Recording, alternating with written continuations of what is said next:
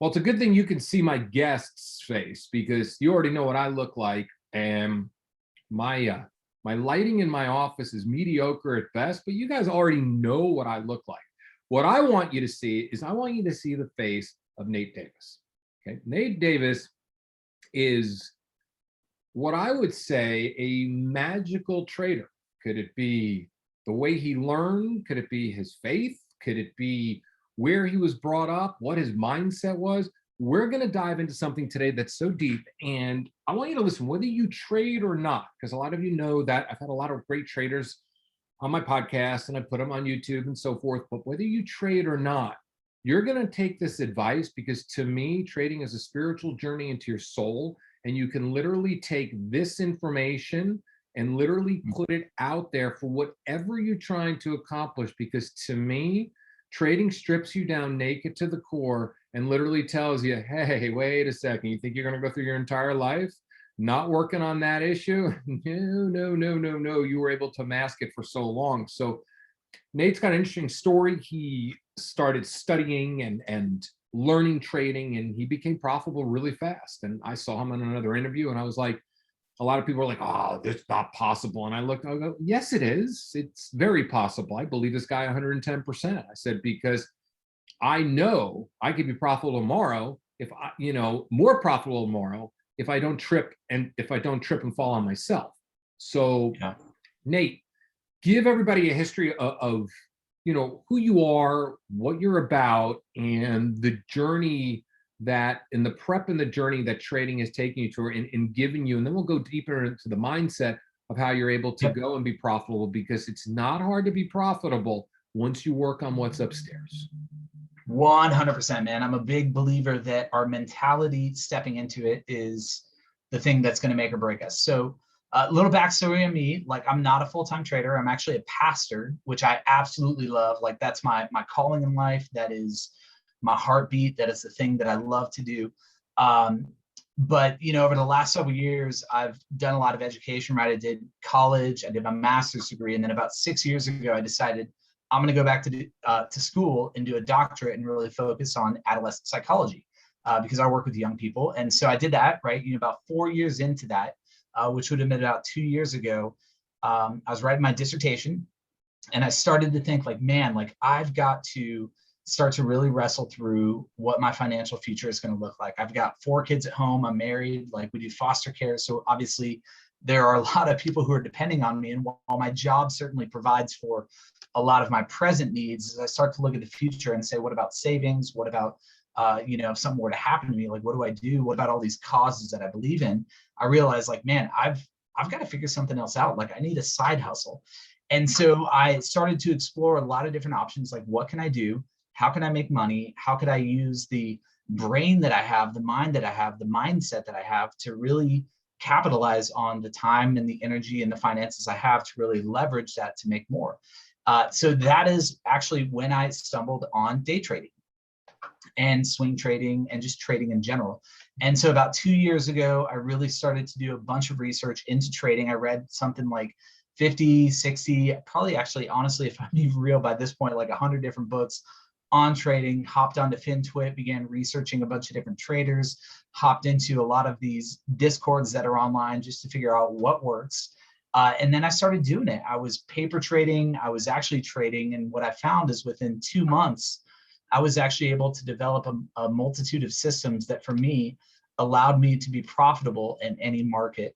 And it's been huge, man. Like it's been so good. And I know we're going to talk about like a lot of the psychology that goes behind that, but I'm like 2 years into this journey, and in my trading consistently at this point, I'm making like 5-6 times my actual annual salary doing this. Wow. Which is great when you think about it.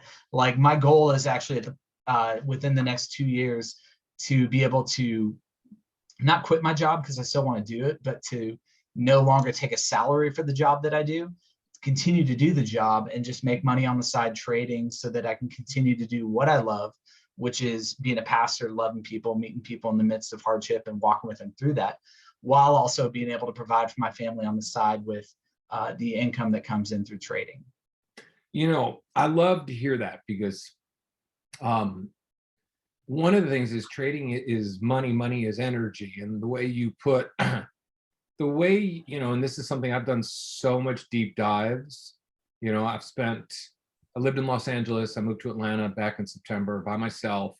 So all I've done is a deep dive every single night into my beliefs, my subconscious mind. And I've met my subconscious mind. At times I want to go and stab my subconscious mind, because I recognize when it comes out. And it's interesting because of all my years, and this being a pastor, all the years of doing seminars and connecting with people, the second I connected with you on this interview, I felt grounding.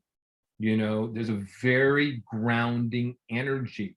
And that means, and it's something that I believe in, when a man is grounded, he's grounded into spirit, into his soul, because there's no other way you can get grounded. And I had a guy that I did some really good deep work with, and a couple of years ago in LA, and he looked at me and I said, man, I said, my business isn't what it used to be.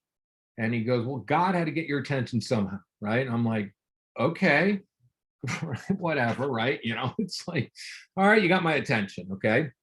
He says, you never thanked him. And this was a very interesting person, interesting coach, right? Healer. And I said, thank him for what? Now all of a sudden I realized, why did I have that attitude about me? Thank him for what? Like I should be in blessing, thanking everybody for every amazing thing, right? And he says, you get up on a stage and you can deliver a seminar for 4 days without a single note and not even giving thought to what you're going to say. And everybody will come over and tell you it's one of the best experiences they've ever had in their life. He goes, how do you think you did that? I said, I'm smart. He goes, no, you don't get it. He goes, you're not. He says, you're smart and you're wise. He says, but you're channeling a higher vibration, a higher energy. And when I grew up, and a lot of my listeners know this, my brother passed away when I was 3.5. He was 10 months old. And the truth was always hidden, right? And my mother walked around, and what do you think my mother would say, a 24-year-old broken woman would say with my father? What conversation was I privy to all the time? That if there was a God, the God wouldn't take a child, right? So I had no journey into faith at all. And I was proud of it. Like it was something to be proud of. I mean, it was, but yet all my stumblings was because I wasn't connected to a higher source. And it was always a lesson. And it was always an inner voice. And it was always something that would come to me in a meditation. It was always something that would come to me on a hike. It was always something that I needed to listen to. And trading, I believe when I'm looking, like for instance, I trade Microsoft. And today I needed 40 cents today. I had a, which you probably had in the first, week of trading, right? But I still have the frustration. I do not like days when it's trending, because I like it when it goes up, and when it goes down, I like to short more than I like to go long. And today was driving me nuts because I had to sit there with my arms folded, waiting and waiting and waiting and waiting. And I'm like, oh God, where's the pullback? I want my pullback. I want my dollar. I want my dollar. And I knew it was going to come. And then I, of course, hit Apple too early and just kept pressing the button and pressing the button. And before I know it, I was like, whoa, God, how did I get 4,000 shares? Right? Quickly got out. Damage was done, $1,400, right? I took a deep breath. I was like, God, I haven't done that in a while. And then I went and I slowly did what I can do. I sized up. I started whittling it to the point of it was one trade away from going green, getting out of the red, going green. I saw Microsoft, and when you connect, if you really connect to a chart and you really breathe it in, it's like seeing something entirely from another land. You can see the battle of the human beings. You can see the line drawn, like I call it the line in the sand, where they're trying to move it up, but they're trying to move it down. And you can see where it's going to break and where it's going to go. And I couldn't push the button because the voice inside my head was my mother's voice saying, you battled so hard to get back to only losing a couple $100 today. It's like, just be happy where you are. And I was like literally hearing it. I was going, but there was another voice going, man, this thing's going 42 cents. It's like, you need 20 cents, 2,000 shares, you need 20 cents. we'll get you even, right? But then I'm going to give you there's another 22 cents in it. And you know where the stock went? 42 cents. It went exactly where I saw it going the whole time. And I didn't listen to the voice and of the I don't know, spiritual voice, whatever it comes to me when I get into that zone. And I get into that zone, I've traded with people who've traded for 20 years, and they look at me and they go, man, you just get into that zone, but you don't trust that zone. And that stock's talking to you. And it's interesting because I feel you and I can see you, and you trust. There's a trust that you have. Maybe it's because of being a pastor and really going deeper into spirituality compared to me, who's been fighting that and listening to the voices of the mother. I mean, it was my mother today. You should be happy. You should be happy. You whittled off $1,000. Look how good you did, my son. And it was like, but it wasn't. And I did it again with AMD this afternoon. I connected to it. I needed like 20 cents, and I knew it can get me about 35 cents. And you know what? 36 cents it went. And I couldn't do it because of that voice. So I am impressed that you. So I would probably not necessarily call it a voice for me. Like, so you probably heard this in the interview I did with Alex, but my whole thing when I go into a trade is I really try to think very analytically about what I'm doing and not emotionally. And so like, you could probably, bring some of that stuff into what you're talking about there, but the reason so many of us like fail when it comes to trading at so many times, or really honestly anything in life, right? This is beyond trading, but Yep. The reason so many of us fail is because there is this seed of doubt that is planted within us that this thing that we want to do, it can't actually be done, right? That this thing we can feel compelled to do, like we've thought about it, we've planned it, we've kind of mapped it out in our mind, said, okay, this is the way it's going to go. So for you, your Microsoft trade, you said, hey, this is where I really think this chart's going to go based on what I'm seeing here, based on what I'm feeling here. And yet there was this seed that got planted in your mind that said, but what if it doesn't? What if it can't go there? Right. And so you walked into a trade with a plan.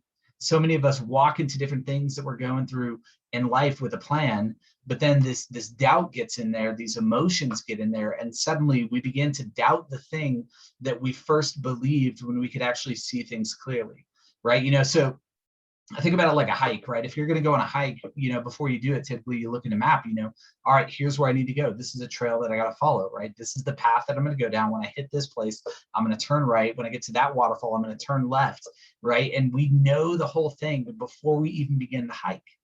But then when we're in the midst of it, suddenly the trail gets a little bit murky. Mm-hmm. And we begin to go, well, was I really right? Did I maybe think about this wrong? Did I see it wrong? And so we begin to doubt ourselves. We begin to doubt this plan that we had beforehand. And like for me, when it comes to trading, man, like I sit down every morning before the market opens and I create a plan for the day. And I say, okay, so here's what I'm going to do if this does this. And if it does this, here's what I'm going to do. And if it doesn't do this, here's what I'm going to do, right? Like, so I already know going into every day, into every trade, exactly what I'm going to do. And not just what I'm going to do, I know why I'm going to do it. So that when those emotions start to creep in, right? When those doubts start to creep in, like I don't even have to listen to them because I already know what the plan is, right? And like, since this is a podcast that like, yes, we're talking about trading, but it's so much broader even to life. It's like, man, like sometimes we spend so much time thinking about the thing that we're in the midst of, when the reality is we actually need to pull back sometimes to get like a 10,000 foot view and think about the actual life that we're going through and say, okay, so like, where is the trajectory that I'm walking through right now? Like, what is this thing that I'm doing? Why am I doing this thing that I'm doing? And then how does this one little piece of it, right, this trading or this other relationship that I'm in, like how does that fit within the broader context of everything that's happening around me, right? That's why a lot of people fail. We can't get perspective. We can't see things for what they are because we're so busy looking at the tree that we miss the entirety of the forest for what it is. It's interesting you said that, because when I see a day unfold the way today unfolded, after doing this, I know exactly where my strength and weakness is. My weakness is I'm just not gonna, I'm just gonna have trouble joining the trend, because if it doesn't dip enough, it's just, to me, it's like, I just feel like the trend can end at any moment. I'd rather Yep. wait. And my plan, I have it written down. I write it down. I'm gonna sit here and I'm gonna answer emails, and I'm just gonna wait till it Yep. shows that final push. It could happen at the whole number, $3 or $4 up. It can happen at 50-cent mark, but I'm going to wait for that push to happen. I'm going to wait for that. What I call it the skinny person with the big butt. Okay. So I look for those. I name my candles, right? I look for that final thing. I look for just some sticks up in the air and nobody wanting to buy anymore because buyers are exhausted. And then at that Yep. moment, I'm going to wait. I say to myself, all right, if I'm good, I can catch the top. If not, I can wait for it to come, and I can wait for the line. And I call the lines, right? I call the lines in the sand, and I have it written on a piece of paper. I can wait for the lines in the sand to push this thing down, because it's going back down. Because the benefit of trading the same stocks. It's like when Microsoft is running $4 or $5, or AMD runs $4, it's not going to stay there all day. Yep. And it's part of that plan. And the problem is that what I always feel is that impulse will take over sometimes, and that's the emotion. Even though it's there and I'm calm and really calm, I'm like really, really calm. And then also I look at the clock and I go, oh my God, this didn't happen on 11. It's now we're at 11:45. It's like, all right, I got to force it. Yeah. Well, I think that's a part of the problem too, that like a lot of people face. And again, this is beyond trading, but like, Yep. so many of us get locked into our own bias that we can't see things differently, right? Yep. So if with that trade on Microsoft today, like what if you had decided, hey, I'm going to go long until the trend tells me not to go long anymore, and then the moment that happens, I'm going to go short, right? So I got my line in the sand. And it's like, man, like I Yeah. have seen so many people lose so much money because they just could never admit that they were wrong, right? And that can be so problematic for so many different areas, right? Like whether it's the way we were raised or whether it's just our own biases, but like because of the world in which we grew up, the situations in which we grew up, we have been trained and indoctrinated to see things a certain way, which when things go the way we see them, like it's really, really good, right? It's amazing.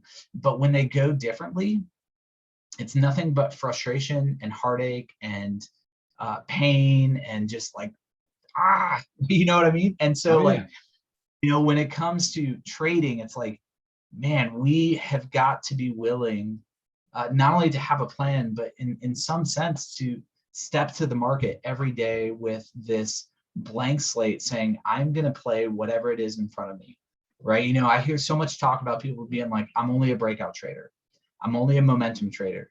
I'm Yeah. only a day trader, a short seller. I'm only a swing trader. It's like, well, that's really good when things are going your way, right? If the market's tanking, which today, first 75% of the day, outside of tech, everything was literally tanking, Oh, right? JP And so, Morgan was a great short.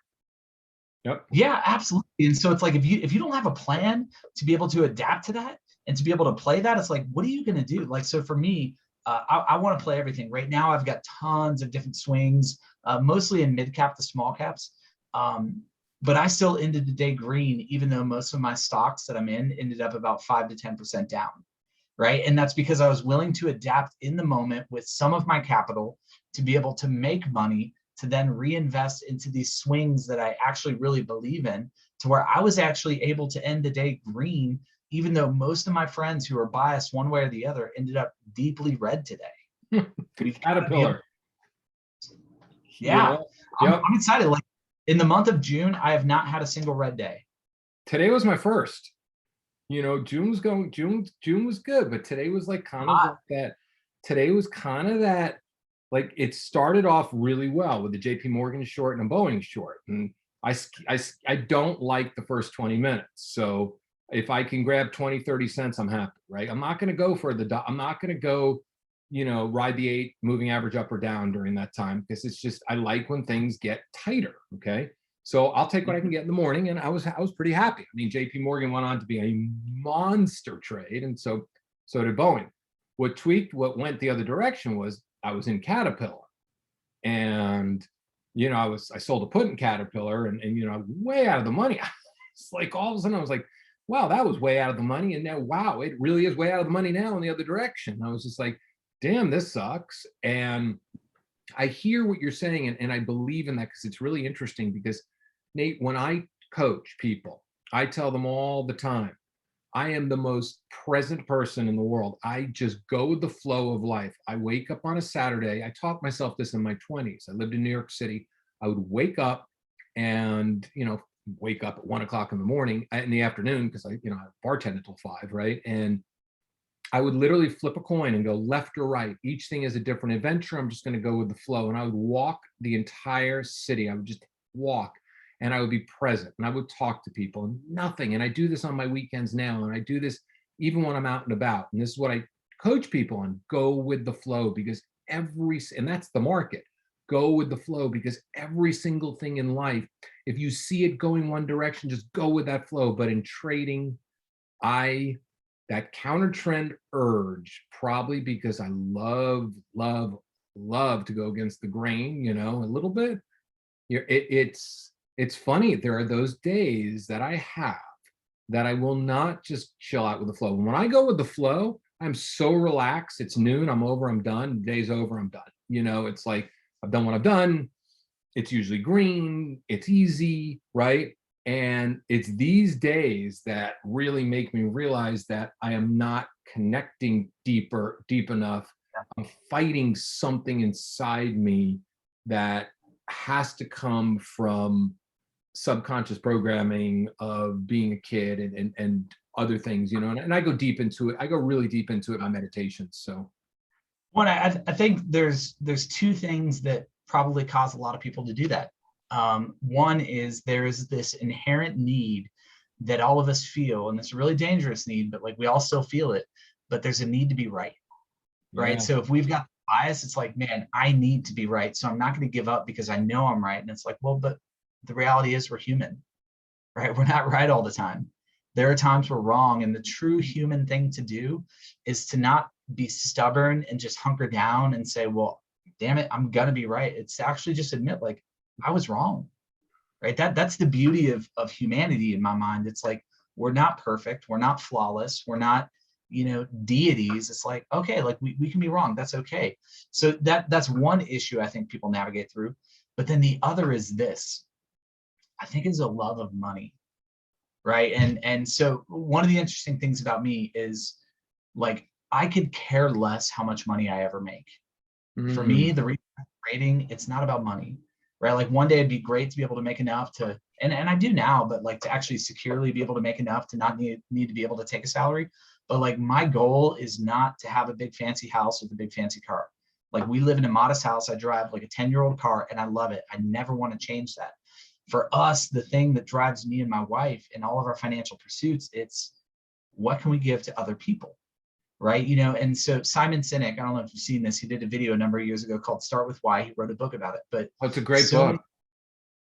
Fantastic book. But so many people approach trading with the wrong mindset, right? They think about the what and the how, right? I'm going to trade so I can get a big house, so I can have a lot of money, so I can be my own boss and never have to work for anybody else. It's like, well, okay, that's good, but that's not compelling.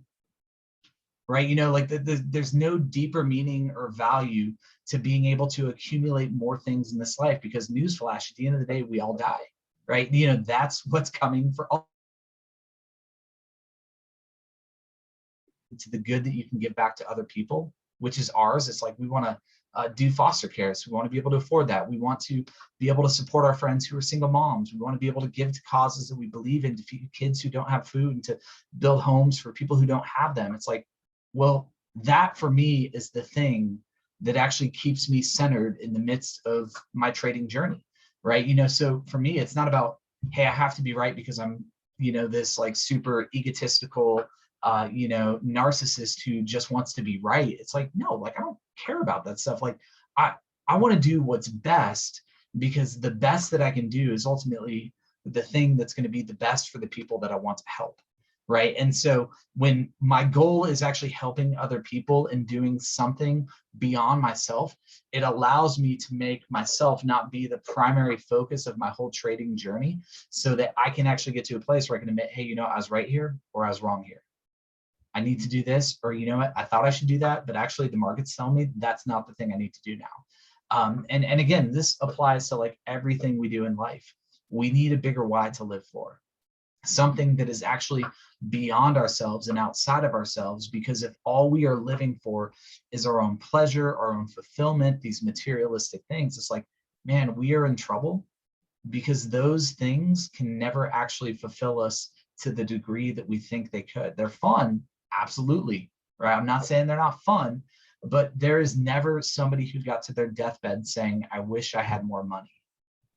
The thing they're saying is like, man, I wish I had more time with the people I loved. I wish that I had done more good in this world, that I had left more of a legacy. And so like I have always been drilling this into my mind when I trade. It's like, all right, it's not about me. It's not about my account status. It's not about my balance. It's about chasing this thing that I think God wants to do in me and through me. That's what I'm going after. You know, it's interesting you said that, because I could care less about cars anymore, you know, and I've driven fancy cars and everything else. I mean, I just bought a, you know, 7-year-old Grand Cherokee with 120,000 miles on it. And I'm happy Good for as can you. be. I'm happy as can be. And I've driven all the expensive ones. When I moved from Los Angeles to Atlanta, I put most of my stuff in boxes. I had I literally flew to New Orleans to see my kid with a duffel bag, left it at my ex's house, and then flew to Atlanta another time with another duffel bag. So I had 2 duffel bags and my computer screens, which I bought some Norton, right? And I've had none of my stuff for 7 or 8 months. None, no furniture, nothing. My other stuff is, it's in a storage unit right now, and I don't care anymore. And I have my why, because I've always been driven. I love money, and I still think I'm trying to prove to my mom and dad I'm successful, and they said I wasn't. So there is that thing. But to me, I don't need as much money as I used to want. I've had a lot of years where I made a lot of money. And to tell you the truth, I don't really need to make that much money anymore, because I don't need anything. What I want and my why, and it's written down on my walls. Like if you came into my house, it's all on my walls. It's freedom, to pursue and to help other people overcome their blocks when it comes down to money, because money is energy. Money is, there's abundance. And I Yeah. really want to go and just help people get past all that stuff. I want to write more books. I've written a bunch of books. I want to write another book. I want to continue to develop my relationship with God, because I think that's something that I was gypped and ripped off from by my parents. You know, I want to be the best dad I can for, my daughter. I want to experience deeper loves, deeper friendships. And I mean, to me, Nate, I mean, I trade, and then, I go to the gym for an hour and a half every single day. I do hyperbaric chamber. I do red light therapy. I do cryotherapy. I get massages like every other day. I go on long hikes through the woods. I'm like, to me, trading is just, I chose it because it was a vessel.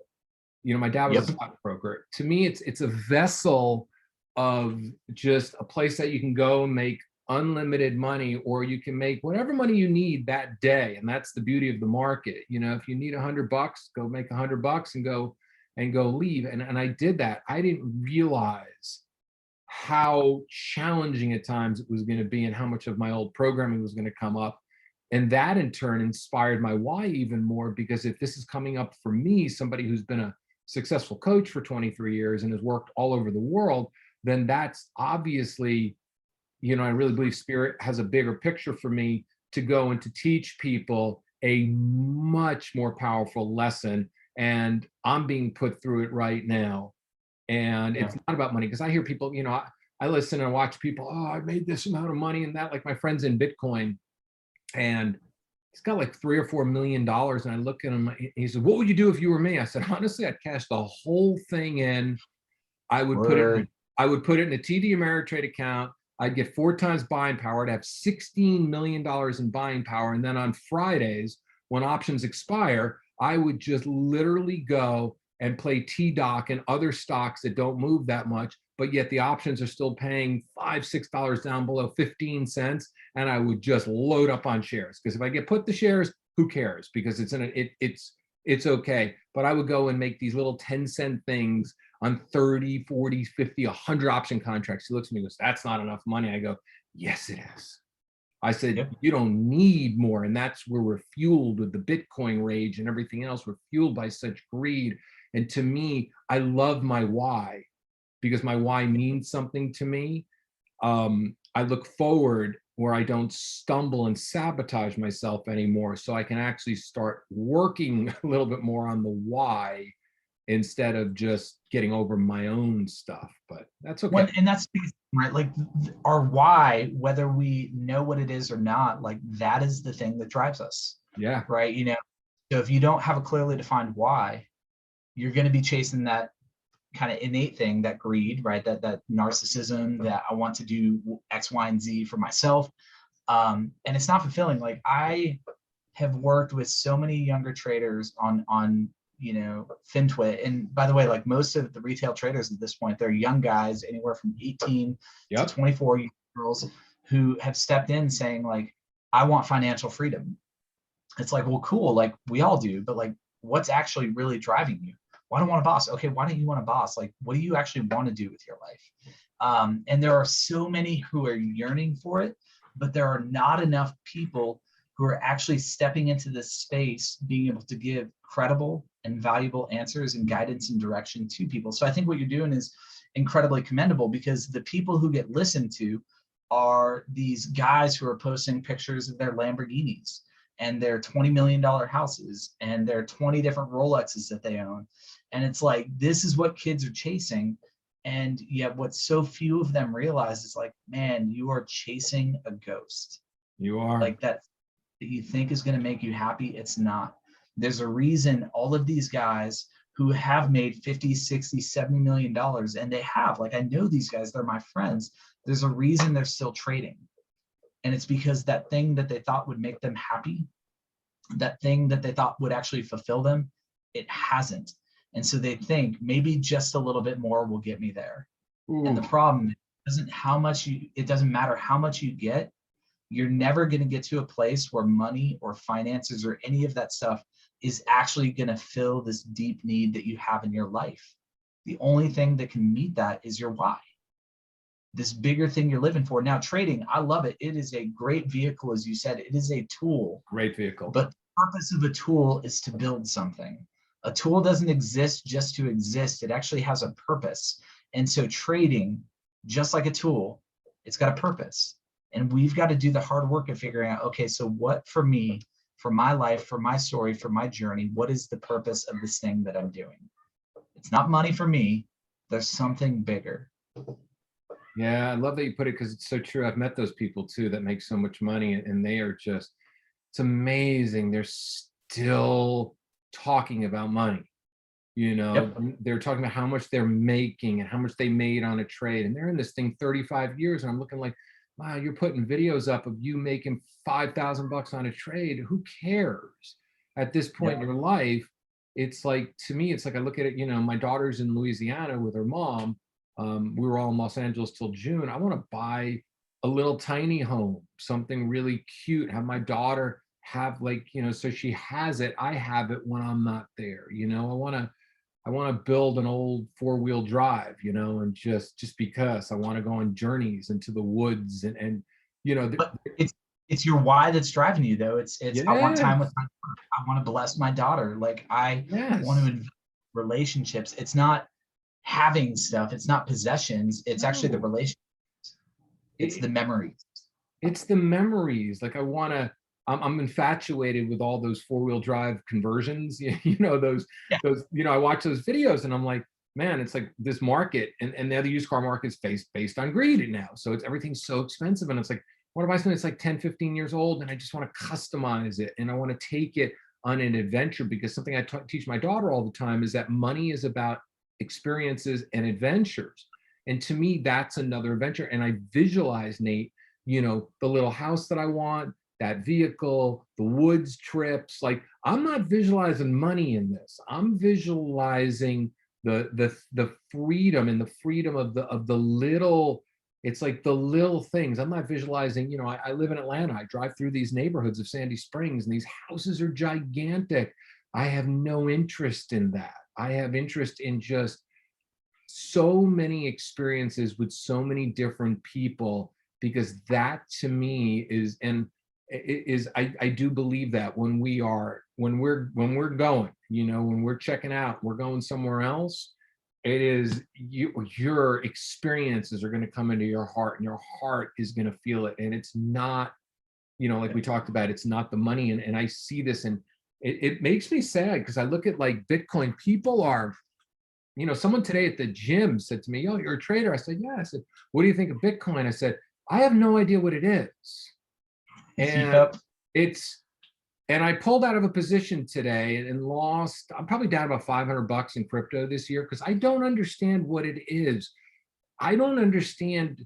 There's no inherent value. They say it's a currency. They say this, they say that. There's a story behind it. But wow, I looked at this guy and I said, "Yeah," I said, "I'm pulling out of a position because I'd really rather take the money that I have in this thing that I don't understand and put it into something that I do understand, like life." And he said, "Well, it's going to go up, right? It's going to go up. I've got lots of it. It's like, I bought it at like 50 grand. It's going to go up to 150 grand this year." And I'm thinking, like, that's what people say, but what is it? Not going to 150 grand, dude. It's going to go back to 30 or 20. That's what I've been thinking. That's what I've been watching the charts. I Look said at the the same, chart, man. It'll tell you.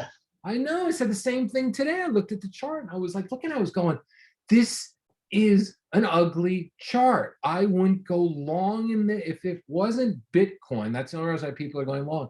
This is an ugly chart going back down to a double bottom. It is, 20,000. It's an ugly chart. I look at it every day and I'm like, and it's just so funny, because people, we're so caught up in money in this world that people are just doing things and buying stories and selling stories, and not having the definitive reason that drives them, which is where does your soul want to be? Where I'm most happy? I went hiking with my brother the other day in the woods, and this hike, this is the same hike where 2 weeks ago on a Saturday afternoon, my mother, who I have not seen in 5 years, she passed 5 years ago, started talking to me on the hike. And I swear to you, I'm like walking and I'm like, "All right, David, you've been taught to go with it. Just go with it." I had a full blown conversation with her for like 15 minutes. And I could care less what people were looking at me. I had my headphones on anyway, right? And I'm thinking to myself, I'm just going with it. And then she goes, "Well, she goes, God wants to talk to you too, right?" I'm like, "Okay, sure. I'm just going to go with it all." Right. And it was a full blown conversation. And I get to this one point where there's a bridge, and I check back in reality. I go, "That was weird. Okay. That was interesting. I've had experiences like that in my life." Right. I said, "But my New Yorker came in. Oh, I don't believe it. I mean, come on, that was just my brain and my connection, everything else." And I said, "My father should have shown up then too. I mean, if you're all there, my dad should have shown up." I said, "Show me something." And I hit my phone, and I got 2,100 songs. And there's one song that makes me think of my father, Mike and the Mechanics, The Living Years. I wasn't there that day. My father passed away. And you know what? Neil Young was playing, and I go, "Fine, show me a sign." I shuffle the play, and Mike and the Mechanics song came on, and I felt an intense rush of energy. And I was like, I got into my Jeep afterwards, and I took a few deep breaths, and I went home and watched a movie, and I was just like, that was the most profound, beautiful, amazing experience ever. And it was just, and that's part of the why, the connection to a higher self, a higher being, something I felt like I was robbed of in my childhood, and then just thought I was stronger than my entire adult life. And then all of a sudden I realized that I had to wake up to that. And that's what trading woke me up to, is this incredible connection to source and spirituality. Yeah. Well, and I think, like, man, trading, you mentioned this at the beginning of our conversation, it really does strip you naked in a lot of different degrees. Trading forces you to confront yourself as you are, right? When you are out there in the world, in the job, in a relationship, there are other people who are involved in it. There are other factors that are in play in it.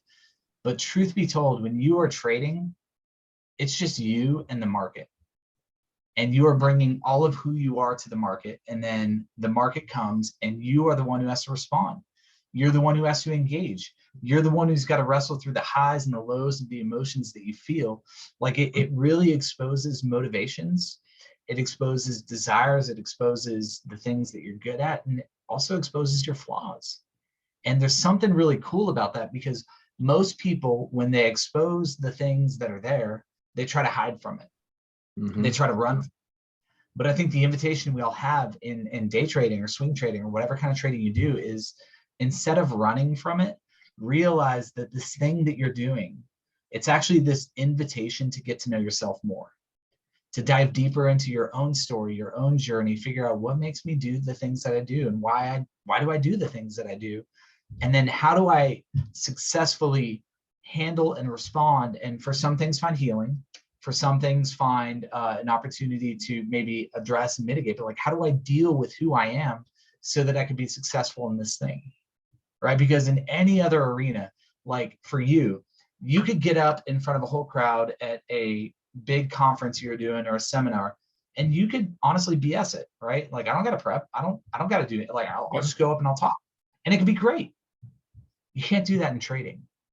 You can't BS your way through it. No. You have to deal and confront whatever is there in front of you. Like, it is one of the few things in life that can humble you in an instant. It makes you face your demons. To a degree, it does. Yeah. It does. It makes you face the things, and that's what I really feel. It makes me face the things that I've been hiding or running from my entire life, but I wasn't aware of. One of it was spirituality. Two was being immensely wrong. Three was, God, I think the biggest one was just discomfort. I've run from discomfort my whole life. I've hidden from discomfort. So it's funny, and I tell people all the time, they go, well, how do you get over your discomfort in trading? I said, well, Mark Douglas says it very well, 20 trades at a time. It's if you're uncomfortable for 20. With the bulls? That what? That in Trading with the Bulls? Yeah. No, trading, his book is Trading in the Zone, I think, or something like that, right? Trading in the Zone, that's what it is. There's another one called Trading with the Bulls. Yeah. So Mike Douglas. I tell people, and it's funny, and it also makes you take your own advice. So when I'd be coaching somebody, I always tell them, if you want to meet a woman, you just got to go, and you got to go and have your lip quiver and sweat and say dumb things, and you got to do it over and over again every single day. And then all of a sudden, a month later, 30 days later, you're not uncomfortable anymore because it now becomes second nature. And in trading, you can go, and I always says it's easy to find 10 cents in trading. It's a piece of cake, but to sit and get the move that you deserve, you're going to have to sit through discomfort, and you're going to have to do it day in and day out for at least 30 days, and then all of a sudden everything changes. And it's amazing how much I hate discomfort, and how much I just don't like it, and how I've masked it. And my gift of gab has enabled me I've been able to BS around my discomfort. I could talk my way out of everything, and trading has made me, Nate, and I'm getting way better. Like, I can see the consistency changing. I could see the trades changing. I could see when I do something stupid, how brutal it feels, right? And how I can avoid that. Because now the discomfort is my dumb things that I was, is the dumb trades that I used to take, right?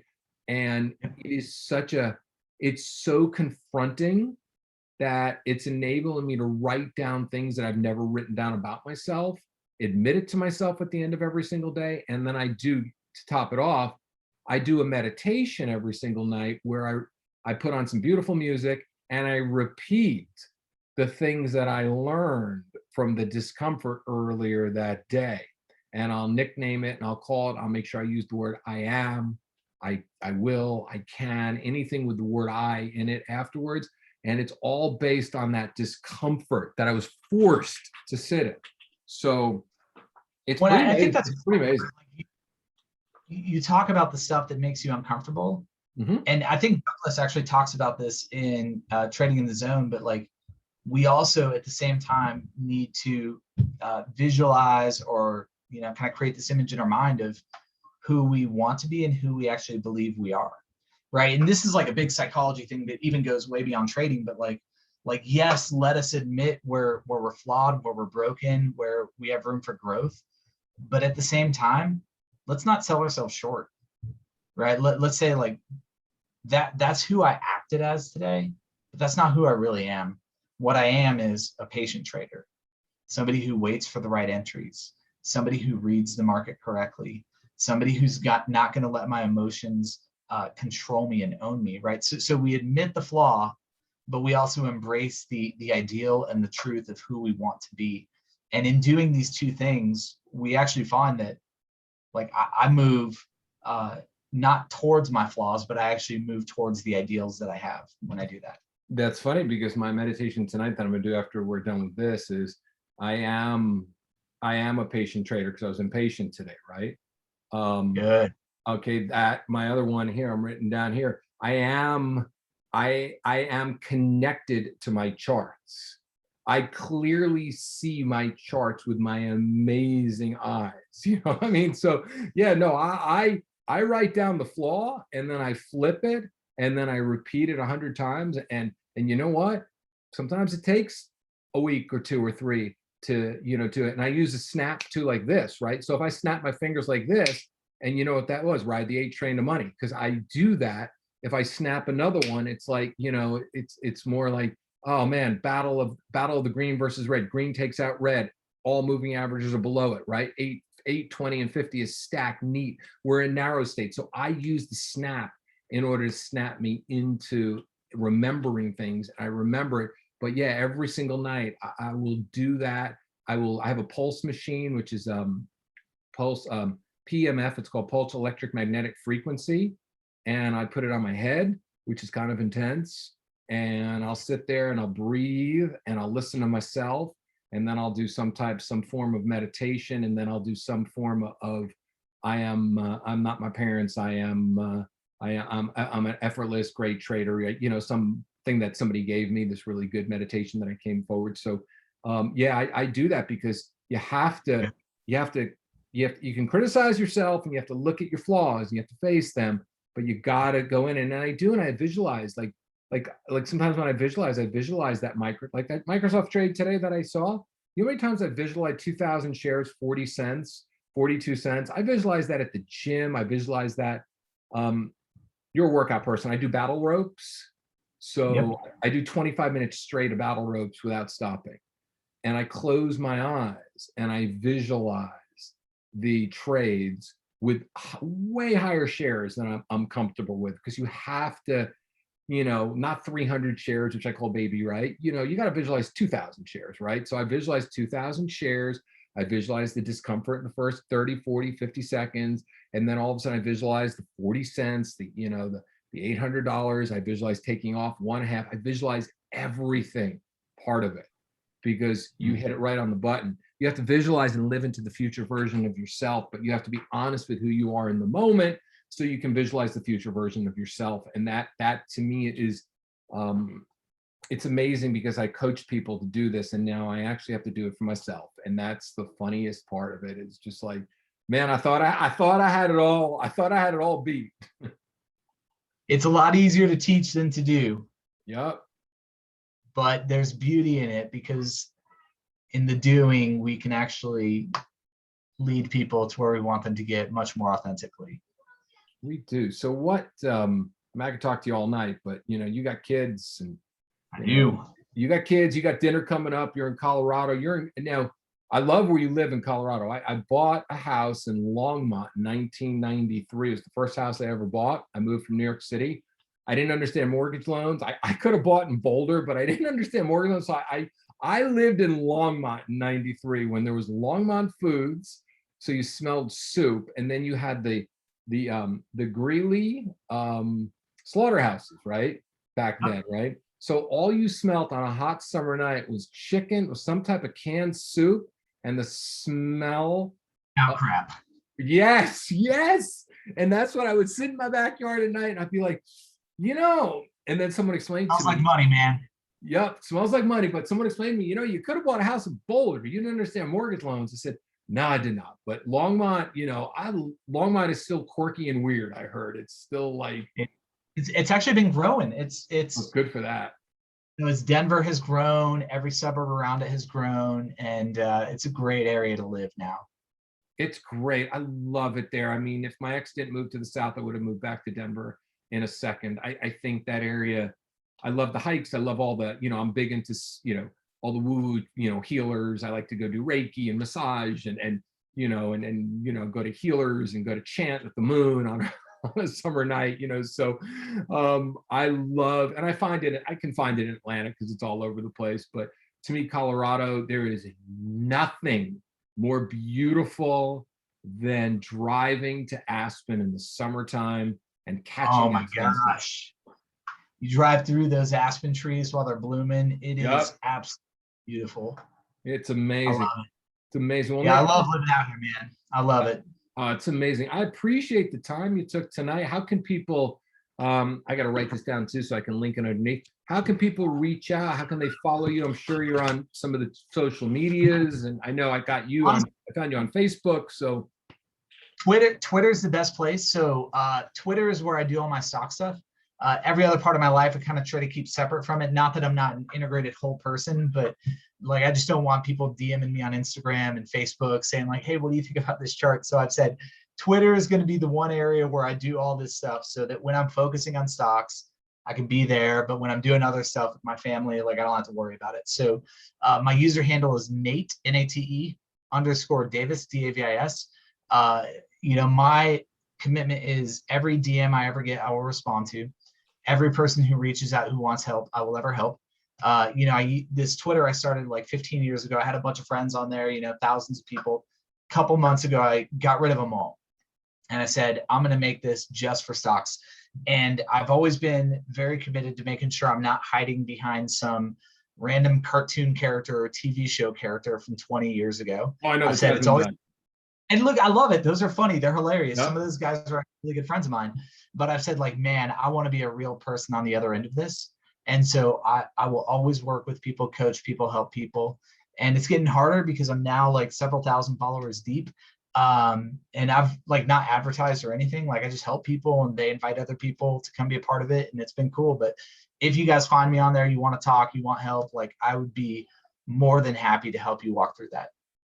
That's awesome. I appreciate that because I'm the same way. I always tell people all the time, I'm putting these videos out here. Like I used to put my videos out because I wanted to build my business and sell my products and programs. I'm putting these video outs right now because I just want people to learn,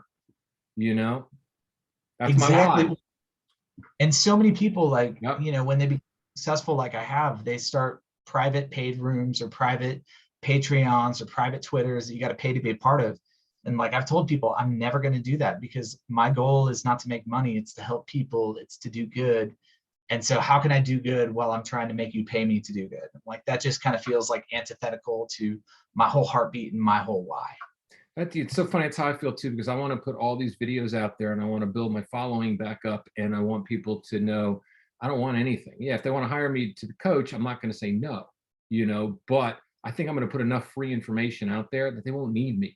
They won't need to sit and talk to me for an hour or two because I want people to understand this. And a lot of other people with their rooms, it's like, I've sampled just about every single room out there because I want to go and meet. And I can tell you, a lot of these people who run their rooms, they don't know how to trade. It's like they run a very successful room, but wow, it's like, I've seen the way they trade. I'm like, man, it's like, I can't see this being profitable long-term at all. So it's really interesting. The free advice is always the best advice. One last thing, have you played with AMC at all or? So I was in AMC before anybody else. I was in it at $2. Oh God. So was I. And I sold it for $4 because I thought that was a really good double. Now, I loaded a bunch of options on a Friday for $4 and $5 calls, the first run AMC did.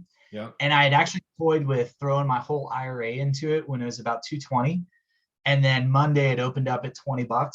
All of my options were up, 1,500%, 2,000%, stuff like that. My IRA would have been up, 1,000% on one trade over one weekend. So I kind of kicked myself for that. And then, but I've played it since then, like just calling out some scalps. Like I've made 500% on some AMC options when I saw a call sweep come through. When was it, like last week when it did that big run? I saw this call sweep come through for $55. The stock price is sitting at 45. So I bought a bunch of $50 calls that had a same week expiration.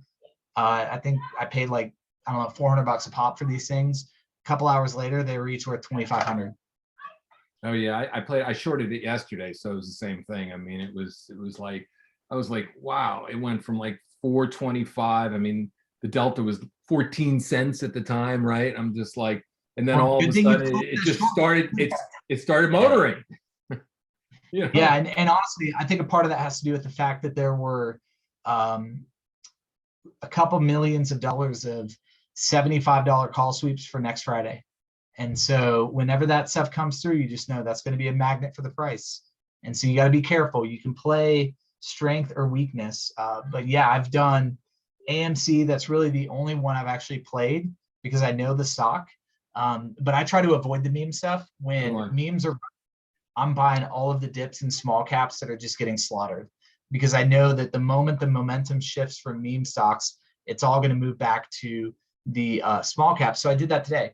I bought a ridiculous amount of BBIG, of IVR, of ITRM, of Wish, of what was the other one? BTX, because all of them, they all got slaughtered. And I'm like, dude, each of these plays is going to go 100% in the next 2 months. It's so funny. I'm in BBIG, right? Okay. IVR, I'm not. BTX, what was the other one? What were the other two? So Wish, WISH. So it's going to be like I got a spread in Wish and I got shares in Wish. So I'm in Wish, okay, because I'm the same way. Okay. What's the other one?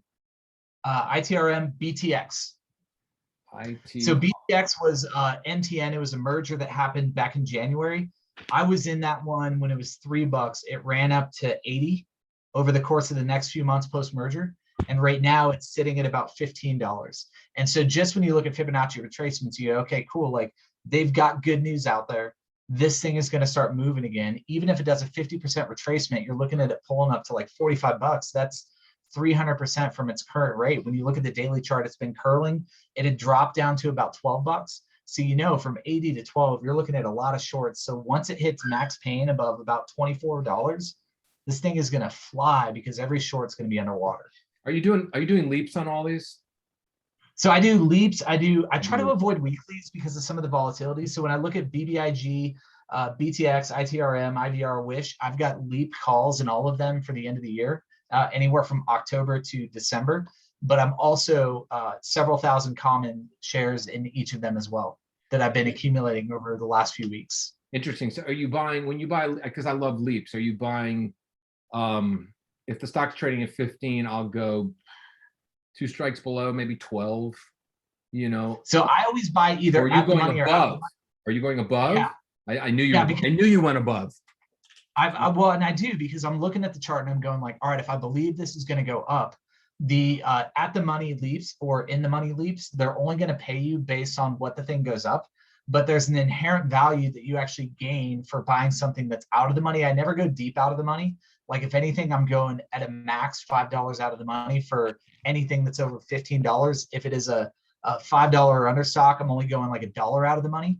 But the reason I do that is the price is less, but the reward is a whole lot better if I could actually hit the target that I'm looking for. And so instead of gaining, say, 200%, I'll gain 400%. Great example, Isker, CCIV, when those things were down at like $12 and $13, I was buying $30 leaps and $20 leaps, so 30 for CCIV, 20 for Fisker. Like I was just loading them for about a month. They all went 300, 400, 500% in the last 2 weeks. It's funny. I knew you were doing that because it's like all of a sudden I was thinking, because I go below it and it's like, I don't get the pop that, and when I look at the option chain and all of a sudden I go and I look at like what was above it, I'm like, whoa, those paid so much more. I mean, I'm long-term right now in Fubo and Neo, you know, because I really think both of those, like I'm not selling, I'm not touching it, you know, because Neo. I rode Fubo up from like 10 to 60 and then sold. Yep, I picked it up at 22 and I think we're at 30 right now. And it's definitely going to get at least probably go back to 6. Neo is my favorite. Neo's got some. Puma's going to be $100 stock in 2 years. Yep. And Neo's got a lot of room to run.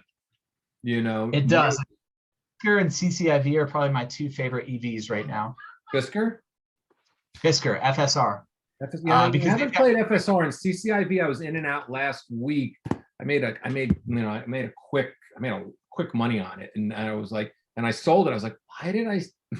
It's well, like CCIV you sold because then they drop back down. But Fisker, they've got prototypes. They're going into production this next year. They've got all the money they need. They've got all of the contracts with the most reputable people, and they've got Henrik Fisker, who's arguably one of the best car designers in the world. I mean, he's worked for like Rolls-Royce, all these different people. He's leading this company. And so it's like in the same way that people buy into Tesla, not necessarily because of Tesla, but because of Elon Musk. I'm looking at Fisker going, I believe in this guy. Like leadership is important for any company you buy into. You could have a great product, but scumbag leaders, and that company is going to tank because they're going to drop a crappy offering. Whereas if you got a good leader with a good vision that people actually believe in, it's like, well, this can go somewhere. Yeah, I believe in a lot of stuff. It's so funny. All the things that you said are all things that have been on the radar. Some, like I said, some of them I'm in, but I got to go. My big thing is I have to go heavier. I go too light, and then all of a sudden it hits. And I sit there and I'm too light, and I have to make a decision, because I'm up a decent amount. I got to make a decision what to do. And the problem is I'd rather scale out a profit and then let the rest of it just do what it needs to do over the course of 3 months, 6 months. And, the problem is it's like, I once again, I go too light in things, and that's my thing. Yeah. I'm going to work on, I'm just going to let it ride. I go a little bit heavier, but I scale into it. So I'll take my initial entry with maybe 25% of my position. If it drops, I'll add another 25. Drops again, I'll do another 25, and then I wait for a breakout to do my last 25. And the reason I do that is like I'm not going into a play unless I believe in it, unless I've got conviction. And so far this month, I mean, it's paid off for me, right? There's probably only been like one play that hasn't worked out yet, AMPG, and I love AMPG for where they're going long term. I don't know, but you write that down. Let me research that one time. AMPG. They're doing 5G stuff, a lot of stuff with satellites, tons of government contracts. They were trading at about $14 a few months ago. Then they did an offering, which they needed to do to raise capital, but then they got shorted. So every time good news drops, like they had good news yesterday, they dropped 10%. So it's one of those, like, you got to get rid of all the bag holders. So I'm, again, building a heavy position in that one too. It's good. I want one last question. Okay. How do you, and I love how you do this, how do you take your swings in your, it's funny, when my retirement, I have a bunch of retirement accounts that I don't control, but the one that I do control, I took over from my financial guy. And when he was controlling it, I don't know if there was a $30,000, $20,000 swing, I could care less, right? But it seems like when I have a swing in it, it's so much more personal. Like before I'd be like, I'm down, market's down today. Who cares? It's going to be bad. That paper loss is going to be made up tomorrow or the next day or in 2 days or in a week, right? It's not a big deal. But with me, that's ego. I think I answered my own question. It's ego. I'm taking it too personal, and I'm judging myself. I'm basically judging myself on it and feeling like a failure and being a self-proclaimed prophet. Self-proclaimed prophecy that my parents used to call me all the time, that I wasn't going to amount to anything. And I answered the question. So perfect. Perfect. All right. So people can follow you. You post these plays on Twitter, right? So they can. I do. Whenever I enter into a play or have an idea, I'll post it. I don't really post my exits because I just don't think that's a helpful thing. I think people need to trade their own plan. But I talk about what I'm doing and, more importantly, why I'm doing it. Because my goal is always education. So I say, here's what I see. Here's why I see it. Here's why I like it. And then if people want to engage me on it, we talk about it. Awesome. I'm going to follow you on Twitter. I'm following you on Twitter right now, but I'm actually going to pay attention to Twitter. So I think I'm just going to open up a new window on one of my screens and actually pay attention, because I've never paid attention on Twitter at all. And it's such a great place to get great advice. So I suggest all of you at Nate_Davis, check Nate out. Nate, I'm going to say goodbye to you properly after this, but everybody else, like I always forget to do this. Do me a favor, spray. If you found information that you like, send it to some friends, do the thumbs up thingamabob so the YouTube algorithms do it. Okay, I did my social media thing that I'm terrible at. But like I said, I'm building this channel back up so you guys can have amazing advice. Nate, hang out, man. You've been amazing. Hang out. Let me say goodnight to you properly. The rest of you, I will see you. I've got my daughter coming into town, so don't expect much videos unless she films me, which she probably will. But I will make sure that I continue giving you guys good information.